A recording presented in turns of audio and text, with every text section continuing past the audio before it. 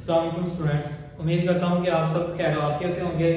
आप देख रहे हैं चैनल लर्न विद शैली। जो आज का हमारा बेसिकली बच्चा टॉपिक है वो है 9th क्लास की बायो की पेरेंट स्कीम, जो कि 2025 जिन्होंने अब अपीयर होना है एग्जाम में 25 के अंदर उन बच्चों के लिए है। सबसे पहले जो हमारा पेपर है वो 60 मार्क्स का है। उसमें हमें देखना है कि 3 तरह की डिविजन होती हैं, MCQs, short question and long question. सबसे पहले हमारे पास आते हैं एमसीक्यूज।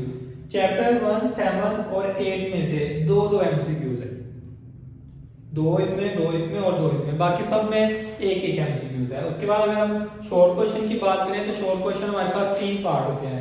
पार्ट क्वेश्चन नंबर 2, 1, 2 और 4, 3 चैप्टर के अंदर से क्वेश्चन हमारे पास बनते हैं। हमने अटेम्प्ट कितने करने होते हैं? हमने अटेम्प्ट करने होते हैं 5 और हमें कितने दिए जाते हैं? 8, 3, 6 और 2 8। अब पहला चैप्टर बहुत इजी है, दूसरा चैप्टर बहुत इजी है। अब क्या हो गया? 3 और 3 6 मींस दैट इधर हमारे शॉर्ट क्वेश्चन वाइंड अप हो रहे हैं। लेकिन बच्चे हमने क्या करना है, क्योंकि हमने लॉन्ग के लिए 4 चैप्टर करना है, तो हमें ये भी मतलब पहला हमारा जो पार्ट है वो आसानी से हो जाएगा। हमने 4 भी करना है, 2 भी करना है, 1 चैप्टर भी करना है। क्वेश्चन नंबर 3, इसमें चैप्टर 3 है, 5 है और 7 है। समटाइम बच्चे कहते हैं कि सर हमने ये वाला चैप्टर जो है वो 5 स्किप करना है, तो स्किप करके हमारे पास 3 ये है और 2 ये है, मतलब 5 शॉर्ट क्वेश्चन बन जाते हैं।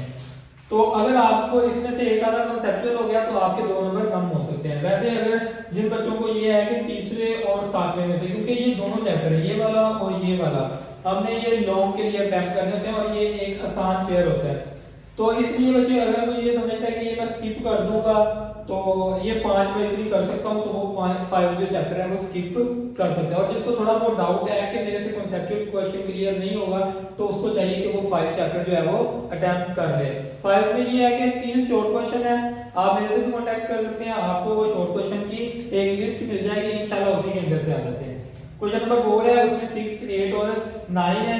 बच्चे 6 चैप्टर जो है वो एग्जाम वाला वो भी करना होता है, 8 वाला अब इसमें से भी लॉन्ग है और 9 में से भी लॉन्ग है हमारे पास। 8 वाला बच्चे अक्सर लॉन्ग छोड़ देते हैं, 8 वाला पेयर जो है वो लाजमी करना चाहिए, क्योंकि बच्चे जो आगे बताता हूँ आपको 9 चैप्टर का क्या होता है। अब ये भी आपका इजीली ये कवर हो जाता है, 2 और 3 5 और 9 में से भी अगर आप ये देखें तो इसमें एमसीक्यू भी हमारे आपके पास जस्ट एक ही होता है। अब हमारे पास अगर लॉन्ग क्वेश्चन देखें तो 5, 6 और 7, 5 जब 1 और 9 का पेयर बनता है, बच्चे 9 चैप्टर लेंथी होने की वजह से ये स्किप कर देते हैं कि हमने ये अटेम्प्ट नहीं करना।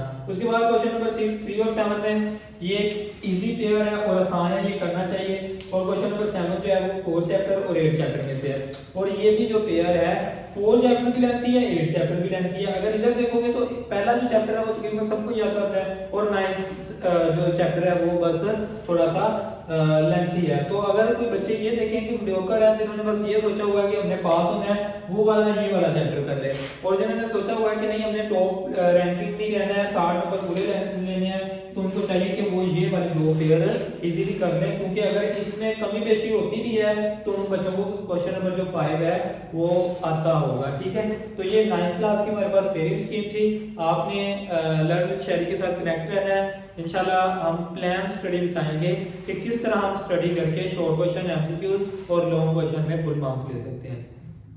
थैंक यू, अल्लाह हाफिज़।